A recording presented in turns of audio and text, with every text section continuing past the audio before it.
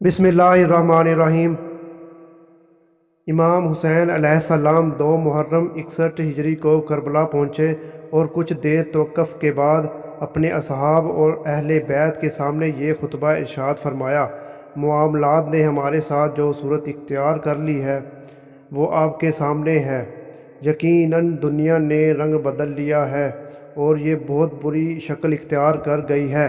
اس کی بھلائیوں نے منہ پھیر لیا ہے اور نیکیاں ختم ہو گئی ہیں، اور اب اس میں اتنی ہی اچھائیاں باقی رہ گئی ہیں جتنی کسی برتن کی تہہ میں باقی رہ جانے والا پانی۔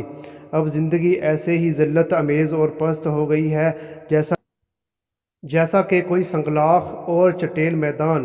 آپ دیکھ رہے ہیں کہ حق پر عمل نہیں ہو رہا اور کوئی باطل سے روکنے والا نہیں۔ ان حالات میں مرد مومن کو چاہیے کہ وہ خدا سے ملنے کی آرزو کرے۔ میں جان بازی اور شجاعت کی موت کو ایک سعادت سمجھتا ہوں، اور ظالموں کے ساتھ زندگی گزارنا میرے نزدیک ذلت اور حقارت ہے۔